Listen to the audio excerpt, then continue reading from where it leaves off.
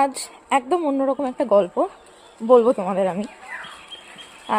এই গল্পের শুরু হঠাৎ করে একদিন আমার এক বন্ধু আমায় বলে যে ম্যারাথন দৌড়বি। আমার জন্য সেটা ফার্স্ট টাইম ওই জেনারেল নলেজের বই থেকে বেরিয়ে ম্যারাথন কি জানা বা ওই সম্বন্ধে হওয়া। তো ও আমাকে দেন তারপরে বলতে থাকে যে এরকম এরকম হয়, রানার্সদের দেখাতে থাকে, এরকম এরকম ইনস্টাগ্রাম রিল পাঠাতে থাকে। অনেস্টলি স্পিকিং আমার সেই সময় খুবই একটা বাজে সময় চলছিল, বাট আমি বলে দিয়েছিলাম যে না, করবো না এগুলো। বাট দেন ও আমাকে এরকম বলতে থাকে যে হ্যাঁ কেন করবি এগুলো, তুই তুই থাক নর্মাল, যেমন সবাই প্রত্যেকদিন 9 to 5 যা যা করে ওগুলোই কর, লাইফে কেন কিছু এরকম করবি।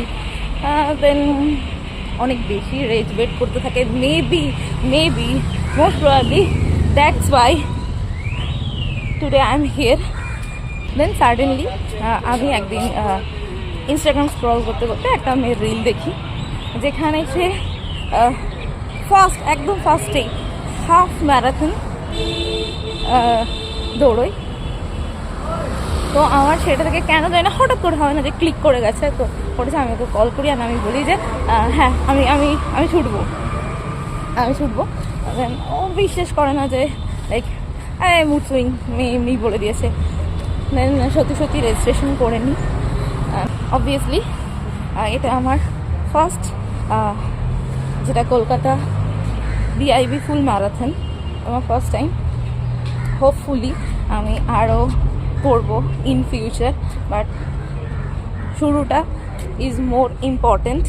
আমি এখন সল্টলেক স্টেডিয়ামের বাইরে ঢুকবো, তো চলো ওখানে যাই, দেন তোমাদের সবটা দেখাবো কেমন কি হয়। এখানে আসার পর আমি দেখছি অ্যাম্বিয়েন্সটা একদম অন্যরকম। দেখালাম তোমাদেরকে, তোমরা দেখবে তোমাদের চারপাশে এমন কিছু লোকজন থাকবে যারা ঘরে এখনো ঘুমোচ্ছে। আর তুমি এখানে আসার পরও দেখবে যে এমন কিছু লোকজন যারা সকাল সকাল উঠে এরকম ছুটতে চলে এসছে। নাও চয়েস ইজ ইয়োর, যে কোনটা তুমি করবে। Honestly speaking I am not a runner. Obviously ছোটোখাটো এক্সারসাইজের মধ্যে তো থাকি। আমি শেষ করেছি 38 মিনিটে।